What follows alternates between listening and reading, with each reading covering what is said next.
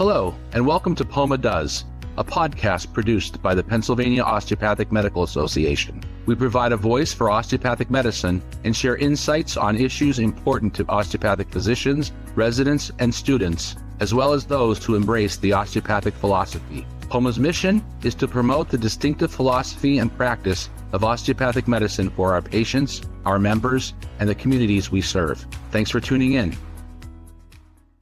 Hi, everybody. My name is John J. Kalata. I am a POMA past president. I'd like to welcome you all to the POMA Does podcast. This is part of a series produced by the Pennsylvania Osteopathic Medical Association. And with me today is Dr. Bill Kuprevich, a POMA past president, who has a great journey in sports medicine and as an Olympic physician and team physician for United States teams. So welcome, Bill. Thanks for doing this. Thank you. Pleasure to be here and chat. Great win yesterday by the women in hockey. That was really wonderful to see. Oh, absolutely. That's what you want in the Olympics. I knew we were tied in overtime, and I was getting ready to get on a plane, and I could hear down the concourse just this mighty cheer come out from one of the bars. And then I looked on my phone, and we won in overtime. So the thrill of victory is universal, I think. Certainly is, as is the agony of defeat. Could you tell us a little bit about your background and how you got there? I've always enjoyed sports. I was a cyclist at Temple as an undergrad and on the club team. And then in med school, our osteopathic med school, Dr. White, one of our rotating physicians, would always basically corral us to do physicals and assist him with intercity sports, and really enjoyed it then. And from there, when I went into private practice as a family physician, I did high school and D2 college sports. Somewhere in there, I was asked to do Keystone Games in Pennsylvania, which are the state games similar to the Empire Games in New York. And one of the trainers,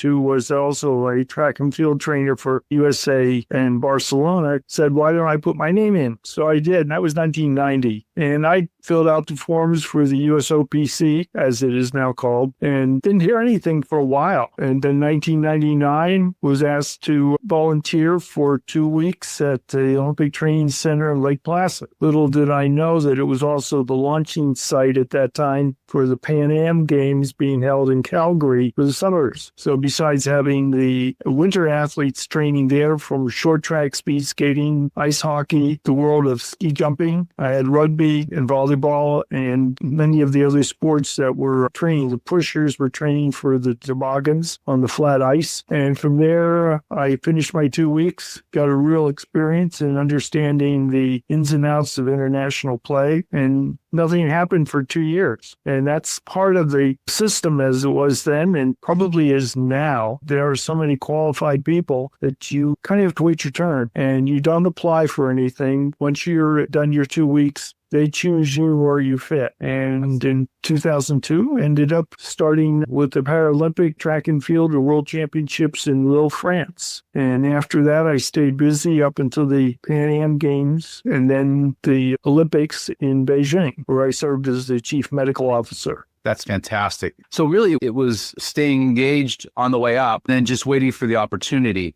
That's how it sounds. Is that accurate? Pretty accurate, yes. You have to have, in order to put your application in, you have to be auditors, have a CAQ in sports medicine and a primary specialty. And then you also have to have 5 years of experience, either at the high school or collegiate level. You don't have to be a D1 doc to get this. You don't have to be an orthopedic surgeon because you're not necessarily going to operate in a foreign country. That's fantastic. Could you tell us, Bill, looking back a little bit, what skill sets as an osteopathic physician do you think you brought uniquely to the job when you were asked to serve? Because I'm sure there were some things that were unique to the athlete. I would suspect that as a DO, we bring certain attributes or skills to the job. Could you reflect on that for us for a second? Sure. From the time I was at Lake Placid all the way through, even with the paras and then to the able-bodied athletes, the approach to the whole patient probably got me to be asked to come back more and more. The other part of it, manual therapy, would almost be doing something every day. You'd be surprised how the presentations are. It's not always trauma on the field. It's somebody coming to you after dinner in the training facility saying, "Hey, doc, can you take a look at this?" The other part of it in the training is how to communicate, not just with the athlete, how to question them, how to understand the mechanism of injury because of your understanding of the neuromuscular system, but also the understanding of how to talk to parents, because many of these athletes are minors or just have very concerned parents, to coaches, so that everybody's on the same page, so they understand what the complaint is and what the physician is seeing, and under outlining a plan that gives us direction as to what we can do short term and what the follow-up is after the games to make sure that one recovers to the point that they have a long-term career. That's fantastic. Were there sports-specific requests? In other words, did you say, geez, I'd rather take care of a fencer than a boxer, or basketball player versus a volleyball player, or do they put you where they think they need you? They put you where they think you will serve the athletes best. I covered boxing, wasn't necessarily my top choice. Track and field, women's basketball, a lot of fun there, to fencing, and even ended up in the Pan Am Games, equestrian, which is a little bit scary. Some of the racing that they do, the jump racing, I mean, they have helicopters on the course because of the amount of trauma they get. They're already parked on the course. Oh my gosh, that's fantastic. But the athlete in this instance, there were two athletes at a time. You had to treat the human athlete. Yeah, that's fantastic. Tell us a little bit about, when I saw your jacket at the board meeting, Bill, I saw the Paralympic symbol. Could you speak for a minute about the uniqueness of that patient athlete and how that maybe differed or how that was special to you in those experiences? That was a really unique group. That was probably, after I left the Olympic Training Center for that 2 weeks, those were the first 2 or 3 sets of athletes that I traveled internationally with. And they were just amazing. From the amputees to the spinal cord injuries, they were just great persons who had a positive feeling. And they knew about DOs, not all of them, but many of them. And they had a positive mindset. It wasn't that they had to be treated special at all. Obviously, the mechanics of doing OMT was sometimes different and difficult, but it was a group that I truly still enjoy. And walking through an airport, going to a AOA House of Delegates, my last one, I'm in Chicago, and 2 of the athletes are coming down the hall, and one of the concourses, they say, "Hi, Doc. Hey, it's been a long time." You just have to glean because they remember you and they recognize that you're there. That's fantastic. Sometimes I think the older I get in my practice, you realize sometimes you get more from the patient than the patient gets from you, and to stick with you. That's great. Tell us, what was the most difficult part of your journey? The journey itself, not knowing. I mean, some of the countries you go to are from Russia through South Korea to the DMZ to Beijing. You understand that there's security and you think it's pretty cool, but the reality is it's there for a reason. Our world is different, and you want to make sure you don't do something that impacts your country or your team or your profession. It's really an honor to understand that you represent not just your country, but the osteopathic profession on an international stage. And you get to meet with other chief medical officers from many countries. In fact, they have sometimes group meetings, and you appreciate that an osteopath in some countries doesn't do what we do. They may have the ability to do manual therapy, but they can't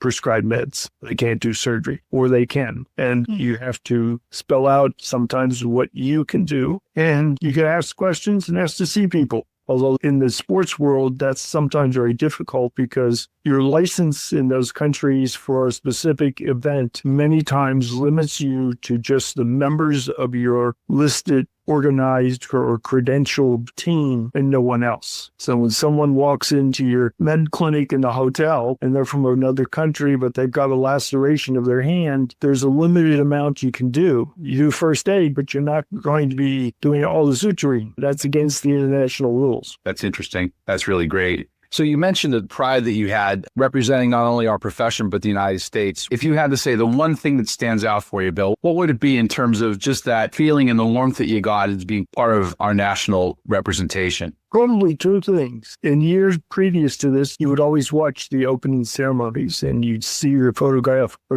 TV footage of the team coming through the tunnel to enter the stadium for the opening ceremonies. Well, that first time coming through the tunnel is just amazing. It gives you such pride, not just in your profession, but in your country. Really good. Second one that made me have a lot of pride in my group was covering women's basketball. We did a world championship and it won the gold. And we were at the medal ceremonies and they start to play the anthem and the mic stops. It just stops playing. Well, the team was singing it and they sang it so loud, everybody in the gym heard it and they finished it. Thought that was pretty cool. That's really great. The journey is unique to you, but I think the opportunity for our younger doctors is an important thing for them to hear about. So could you tell us if a young physician is interested in doing something similar, Bill, what would you tell them? Be confident in yourself, get some experience in your training at the high school level or the college level, even as a med student or as a resident or fellow, because you're not in competition with anyone there. When you go to the point where you want to apply to the USOPC, you go to the website, you look up the medical, which is kind of in the bottom corners, and look at the application and just fill it out and make sure you commit to it. When you get asked to go and spend time, whether it's 1 week or 2 weeks, or it's Chula Vista or Colorado Springs or Lake Placid, take it, don't turn it down, and run with it. And make sure that you communicate, again, the athletic trainer,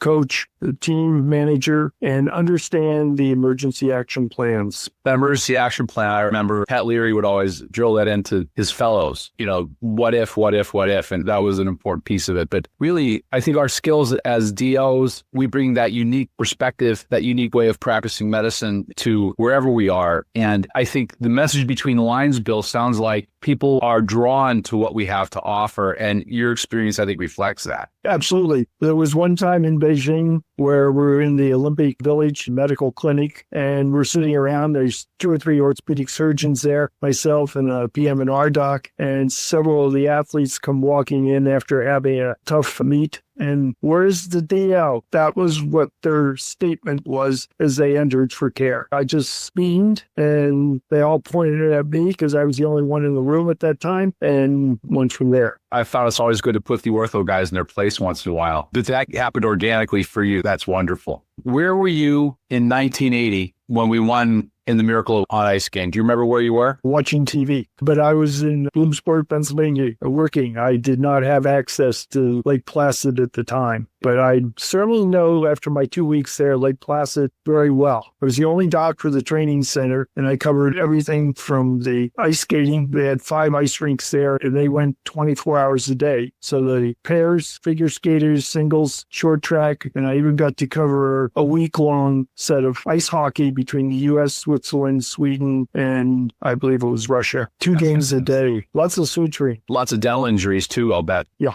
The anniversary is coming up, I think Monday, if I'm not mistaken. That's really great. I really appreciate you being here, Bill. The story is fantastic. The jacket is fantastic. It's just so great to have a representative like you being part of our profession and part of our team. And as the Olympics conclude, go USA. Absolutely, go USA. And just remember, be yourself, be a doc. You don't have to be at the Olympics to be your quality sports medicine doc. Take care of your local team, your high school, small college, junior college, whatever, and you can be yourself and really represent your patient and your profession. Thank you. Thanks so much, Bill. Thank you for joining us for this edition of POMA Does. Be sure to subscribe to POMA Does wherever you listen to your podcasts, and tell your friends and colleagues to tune in. Learn more about osteopathic medicine and POMA on our webpage, www.poma.org, and join the conversation on social media.